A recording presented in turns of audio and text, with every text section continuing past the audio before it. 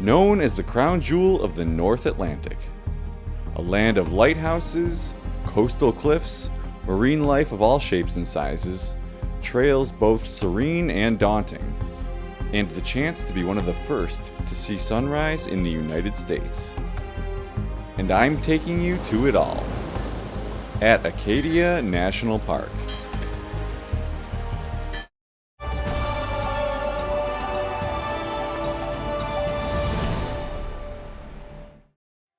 This is the Bass Harbor Head Lighthouse, one of the most famous photo locations in Acadia, especially at sunset. We're heading here and to some of the best hikes, sights, and just general things to do in Acadia National Park, including what might be one of the most famous sunrise spots in the country from the top of Cadillac Mountain. And from October until about March, it's the first place in the United States to see sunrise. This would be my third time visiting Acadia, and each time I've driven up here. About an 11.5-hour ride from my home in Buffalo, New York. For those looking to fly in, the closest airport is the Bar Harbor Airport, though JetBlue, through Cape Air, is the only major airline to service this one. On some pretty small planes, and only during the summer months. Next is the Bangor Airport, just over an hour away, and then the Portland Jetport, 3 hours driving time to the park. I love the city of Portland, and have stopped here on every journey up to Acadia, this latest being no exception. From the famous Portland Headlight, to the historic downtown, and some really incredible breweries, including Shipyard and Allagash, I just couldn't help myself but stop again. Also at Allagash, and a few other pop-ups around Portland, is a Bite into Maine food truck, said to make some of the best lobster rolls in the entire state. So I gave it a try while enjoying a pint here. And man, was it ever amazing. Worth every penny. I was staying just up the road in Freeport, though. It was about a 3-hour drive from Freeport to Mount Desert Island, the heart of Acadia. Mount Desert Island is indeed an island, and home to Acadia's most popular attractions.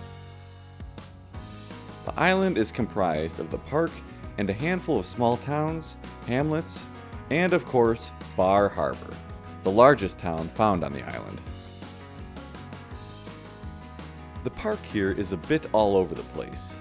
Created in 1916, first as a national monument, and then a national park 3 years later in 1919, much of the park land on Mount Desert Island was privately owned and donated to the Park Service and its cause, resulting in the patchwork layout.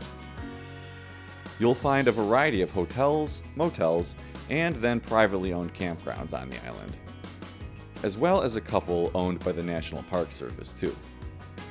I was spending my first night at a privately owned one, the Bass Harbor Campground, found in the southwestern part of Mount Desert Island.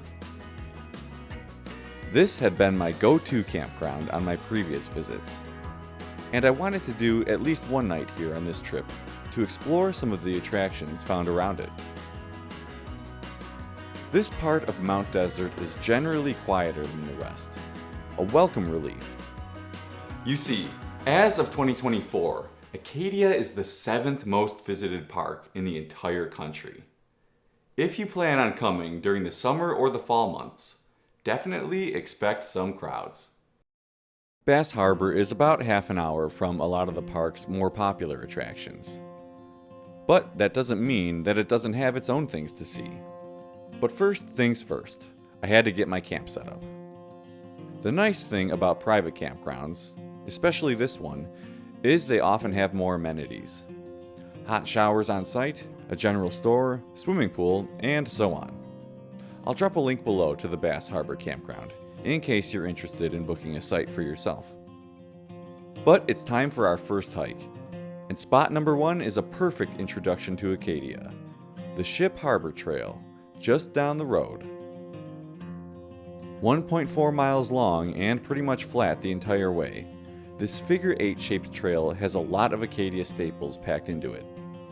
From pink granite cliffs, to forest canopies, wildlife spotting opportunities, and most of all, tide pools.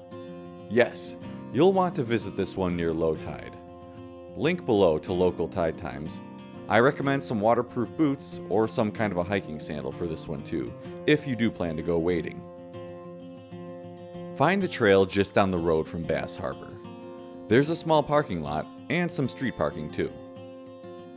This is part of Acadia National Park, so you'll need to display a valid park pass on your windshield, and they do check. I saw numerous cars with written warnings on them. You can of course use your America the Beautiful annual pass, or you'll need to purchase an Acadia entrance pass from the visitor center, located here. Begin the trail, which starts off in the woods. I mentioned this was a figure 8, but I recommend staying to the right to start, which will bring you along the coast in no time. This quiet cove is home to numerous birds, eagles, osprey, and loons to name a few.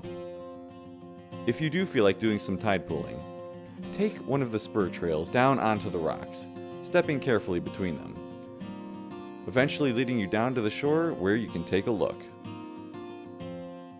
A pair of polarized sunglasses or a camera lens with a polarized filter will help immensely in seeing through the sun's glare on the water. Tread carefully too, and try not to disturb. At first glance, it might seem like just snails, but the closer you look, the more you're bound to see.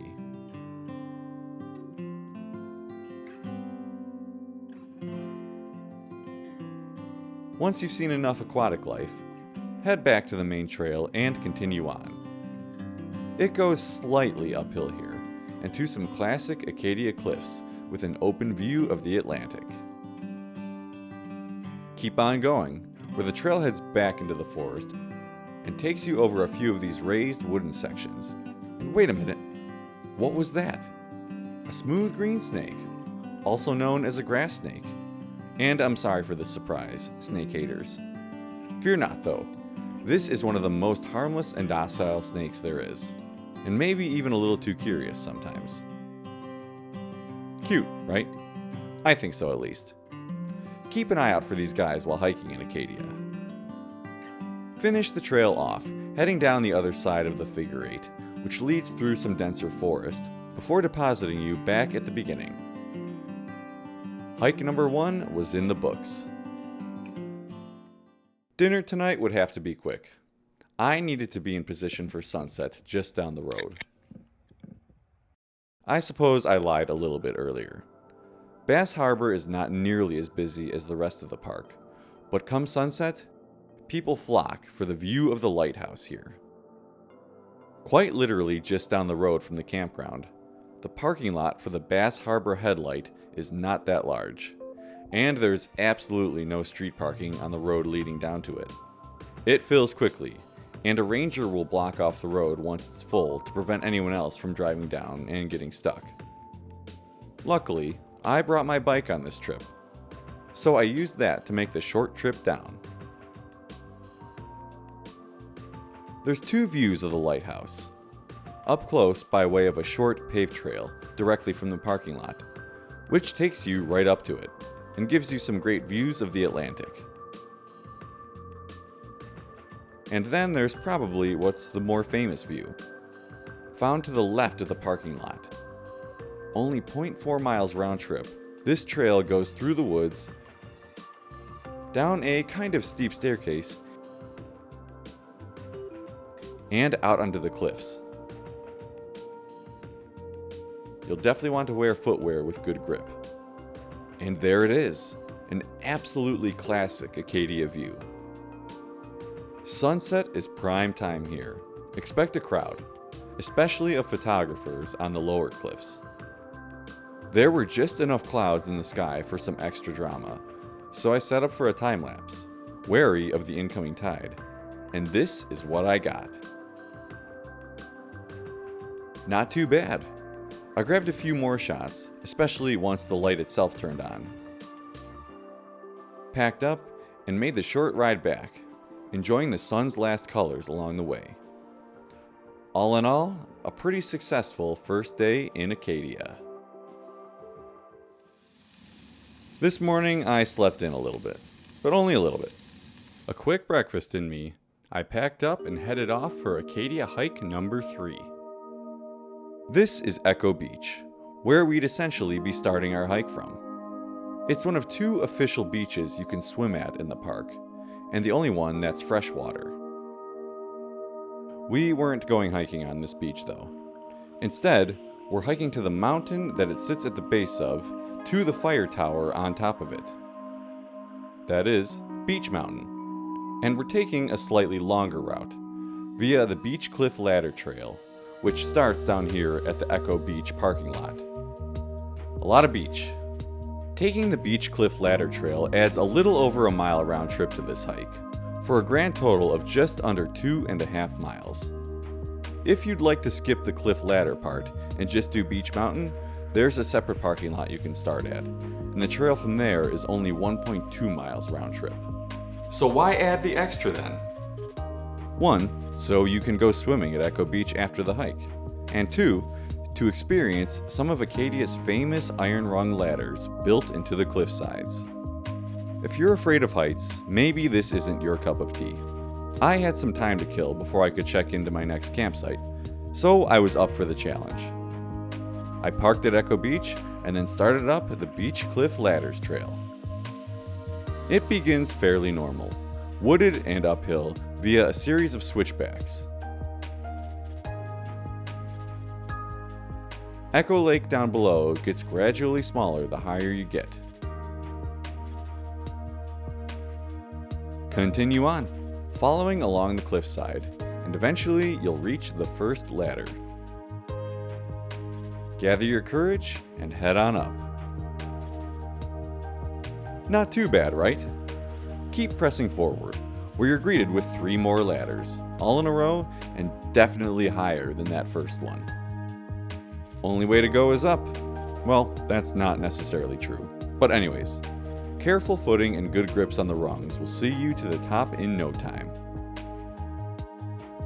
Once you've caught your breath, continue on where it finally flattens out for a little bit. Signs direct you, and we're taking the one towards the Beach Mountain parking lot. But first, let's take a look at Echo Lake from these cliffs.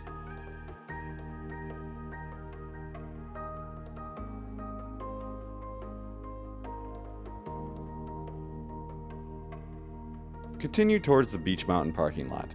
This short, forested section of trail will pop you out there in no time. The Beach Mountain Trail is a loop, which starts from the right side of the parking lot. So, begin the trek up. It's only about 360 feet of elevation gain on this trail, and the views of Acadia only get better the higher you are. There is some rocky terrain, but I really wouldn't call it scrambling. It's not too bad. And then in no time, the fire tower up here comes into view. Look for the marker off to your left here, if you'd like. You've reached the top of Beach Mountain. I don't know the exact protocol for this fire tower, but generally, if there's someone living in it, it's up to them if you can come up or not. This time of year, that being July, there was no one here. So it was locked, but you could still go about halfway up the staircase for a better view. You get an absolutely fantastic view of the rolling green hills of Mount Desert Island and Southwest Harbor off in the distance. Once you've taken it all in, head on back down. You can continue the trail and finish the loop, or head back down the way you came, which is actually what I did, since I was on a bit of a time crunch. First, I had to try and snag a reservation for a Cadillac Mountain sunrise. It's one of the most popular areas of the park, and getting a reservation on recreation.gov can be pretty tough. No luck this morning though, but I still had a few more chances. And of course, getting back down to Echo Beach, I couldn't help myself but to jump in for a quick swim to cool down after the hike. But now, it was lunchtime. We're headed to one of the most famous places in Acadia, for afternoon tea and popovers, of course. I'm sorry, tea and what now? Hang tight, we'll get there. This is Jordan Pond, found pretty much in the center of the park, and home of the Bubbles, those two rounded hills off in the distance. And yes, we'll be hiking to the tops of them in just a little bit. Jordan Pond is also home to the Jordan Pond House, a fairly well-known restaurant. Since 1893, diners have been coming here for lunch, namely afternoon tea and popovers. Popovers are essentially light, fluffy muffins made with an eggy batter, served hot with butter and strawberry jam. They're a Jordan Pond House classic. Getting a reservation can be tough, especially during the peak hours of 11:30 a.m. to 4:30 p.m. You can make reservations up to a month in advance on OpenTable, link below. Additionally, you can show up around an hour or so before they open at 11 a.m. and make a day of reservation. Lastly, you can walk up, but expect to wait a while. I arrived a little after 10 a.m., smelling like Echo Lake water unfortunately, but was able to make an 11:30 a.m. reservation. Do arrive at least half an hour before your reservation time if you're driving in. Parking is extremely limited and turns into outright chaos around lunchtime, with folks missing their reservations simply because there's nowhere to park. I could only get indoor seating, but do try for outdoors if you decide to come here. I had a quick lunch of popovers with a cup of lobster stew. And the hype was real about these popovers. They were so good. As for the stew, I didn't think to check market price on lobster and ended up paying $19 for it. It was pretty good, but definitely not $19 good. With lunch over, I took a walk around the Jordan Pond Path, a flat 3-mile loop that goes around the entire thing. It's a nice, easy trail that gives you great views of the pond, the bubbles, and a chance to spot birds that call the area home. We'd be coming back, but now it was time to check into campsite number 2. Acadia has 2 park-run campgrounds on Mount Desert Island. The Seawall Campground, down near Bass Harbor, and the Blackwoods Campground, closer to the interior of the park. Both can only be reserved online at recreation.gov 2 months in advance. I was staying at Blackwoods, hoping to be a little closer to the more popular areas of the park than I had in visits past. It's a simple campground, tucked away in a quiet forest. I got my tent set up and all settled in. While there's no services except for bathrooms here in Blackwoods, if you make a right out of the campground entrance, you're pretty much immediately in the small town of Otter Creek, which has 24/7 coin-op showers, as well as ice and firewood for sale. I sat down for a quick dinner and to hopefully let the park clear out a bit. The Bubbles are a very popular hike that don't have a large parking lot, so I was hoping that if I visited a little later in the day, it might be a bit less busy. And right I was. There was plenty of parking around 4:30 p.m. If you'd like to reach the top of both Bubbles, it's a 1.6-mile round-trip hike and just over 500 feet of elevation gain. So, begin the trail, heading through the woods and then gradually uphill. It's pretty straightforward, to be honest. Just keep your eyes open for the Bubbles Divide sign, indicating the directions of each bubble. I headed to the right and the north bubble, arguably the steeper and slightly less visited of the two. Make your way up, and Jordan Pond below will start to pop out in no time. A mix of rocky steps and gradual switchbacks. It's really not too bad. And then, marked by sign, you're here, the summit of the North Bubble. And what a view! Jordan Pond down below, and the South Bubble off to your left, and then beyond. Once you've had enough, head back down to the divide and make your way up the South Bubble. I would say this trail is a little easier, with less elevation gain than the north. Simply follow it until you reach the marker here for the peak of the South Bubble. But wait a minute. There's no real view from here. Don't worry, go just a little bit past the marker and then it really opens up.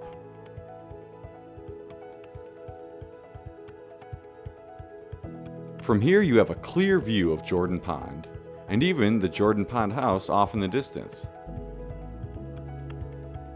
A pretty good place to stop and take a break and to simply take it all in. Also, it was pretty hot out still, and man did that water look inviting. Unfortunately, there's no swimming in Jordan Pond since it's used as a source of drinking water. But that doesn't mean you can't go out into it.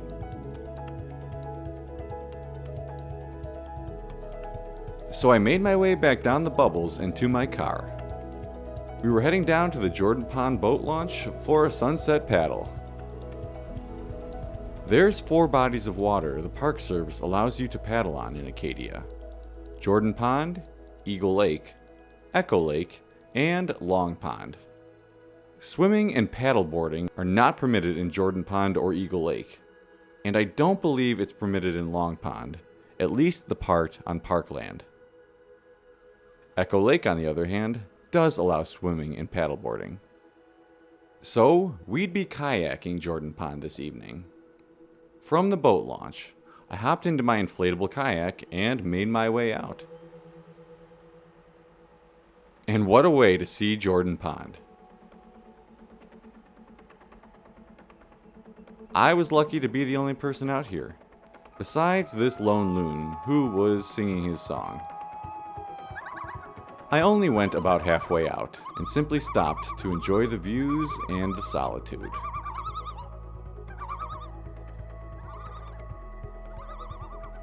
Paddling Acadia's ponds and lakes is a great way to see its sights, but there's also another way, besides hiking and driving, to get around the park, and to parts of its lesser seen interior. But that we would save for tomorrow. John D. Rockefeller Jr. was a major proponent of Acadia National Park's foundation, and he did not want the park or Mount Desert Island tainted by too many automobiles. His solution? The creation of a network of gravel carriage roads on the eastern side of the island, constructed between 1919 and 1931. Today, this 45-mile network of carriage roads found within the park are open to hikers, bicyclists, and horseback riders. No trip to Acadia is complete without at least exploring a section of its famous carriage roads. So, that's exactly what I plan to do. We're heading to Eagle Lake today, found on the backside of the bubbles in Jordan Pond, by way of my 25-year-old mountain bike and Acadia's carriage roads. I was starting out from the parking lot at the Halls Cove Visitor Center, where you'll find an access point. Access points with car parking can be found throughout Acadia. You're not just limited to starting here at the Visitor Center. And just a heads up for bicyclists, only Class 1 e-bikes are allowed on the roads. So, I started off, enjoying the view of the woods from my bicycle. Then of Witch Hole Pond. I decided to pull off at Beaver Pond, just a little ways up ahead. What with its abundant lily pads, less than thriving trees in the center, and numerous croaking bullfrogs, it was a great place for a quick break to take it all in. Intersections are marked by sign. You could even take the roads all the way down to Jordan Pond and beyond. But for this trek, we were heading to Eagle Lake. I biked along its western shores for a bit, eventually stopping for a break and a quick snack, and to simply take in the quiet afternoon.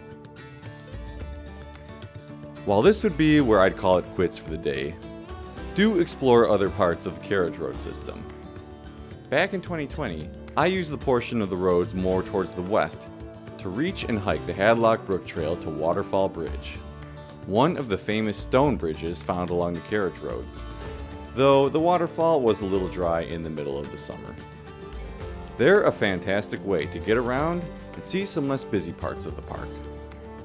It's worth noting that there's also a free shuttle bus to get around Acadia, the Island Explorer.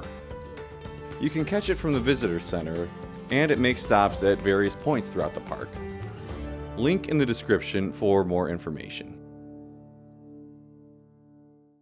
I'd done a fair bit of hiking, biking, and a little kayaking at this point in my trip, and I was ready for an easier day.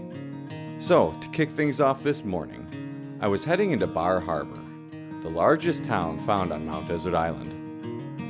Classic New England in style, it's where you'll find a large variety of shops, restaurants, and scenic tours. In the shops here, you'll notice moose, black bears, and puffins all over, well, pretty much everything you can buy. Your chances of seeing a moose in Acadia are pretty much near zero. They like to stick to the mainland. And while there is a small black bear population on Mount Desert Island, you probably won't see any of them either. As for puffins, you actually do have a chance to see some while you're here. Head down to the pier for the Bar Harbor Whale Watching Company. From here, you can book a variety of ocean excursions, the two most popular being whale watching and then the Puffin and Lighthouses tour. Whale watching is the pricier option, and each tour runs around 3.5 to 5 hours. If you don't happen to spot any whales, the company will give you a voucher for another tour, good for up to 3 years. But on this particular trip, it was all about the puffins. There's a handful of puffin nesting colonies in northern Maine, from May through August at least. The one we're visiting today is found at the island of Petit Manat, also home to Maine's second largest lighthouse. This tour is about 3 hours long, visiting the puffin colony and a handful of other islands and lighthouses along the way, where you'll have the opportunity to spot other wildlife too. A few tips. Bring a jacket. It's colder out on the ocean than dry land. Next, definitely bring a pair of binoculars or a telephoto lens for your camera. Puffins are pretty small, only about the size of a pigeon. Tickets can and should be purchased online in advance. Link below. I arrived around 45 minutes before tour time for check-in. Enough time to get a blueberry donut and coffee from Coffee Hound. Definitely worth it. From there, I headed on down to the pier to get checked in and board the boat. A knowledgeable guide narrates your tour the entire time, pointing out interesting landmarks and any wildlife you might spot along the way. But we were off, heading straight away to Petit Manat and the Puffin colony. We passed by a handful of islands, lighthouses, and other landmarks along the way, which we would stop at on the return, including the Schoodic Peninsula, the quieter part of Acadia National Park found on the mainland. Slowly but surely, Petit Manat and its lighthouse began to come into view off in the distance. The closer you get, you just might begin to spot some puffins flying by. Eventually, the boat pulls up to the island, where you can see these amazing birds all over. The boat rotates too, ensuring everyone has a chance to see. Keep your eyes peeled for other wildlife, like these seals who made an appearance. The lighthouse here is pretty impressive. Constructed in 1855, it stands 109 feet tall, and like I mentioned before, is the second tallest in the state of Maine. I was content to snap as many shots of the birds as I could, and grab some footage too. The boat stays here for about 15 to 20 minutes, before bidding the island farewell and heading back towards Bar Harbor. There were still more islands and lighthouses to see. The first even had a pair of nesting bald eagles and their kiddos sitting happily in the nest. Next up was the Winter Harbor Lighthouse, just off the coast of the Schoodic Peninsula and the town of Winter Harbor. We were fortunate enough to spot some seals here too, and if you're dead set on seeing these blubbery fellows, then the next spot is for you. The Egg Island Lighthouse, home to a certainly smaller light, was also home to another pair of bald eagles. And countless seals sunning themselves up on the rocks. Just look at all of these guys. The boat takes its time at each of these islands too, so you have ample opportunity to see things. They definitely don't rush you. We stopped at a few more islands, spotted one more bald eagle, and then that was about it. In part 2 of my Acadia guide, we're tackling one of the park's most treacherous hikes, stargazing some of the clearest night skies around, and hopefully catching sunrise from the top of Cadillac Mountain, and even more. Part 2 linked right here. Soon, I promise.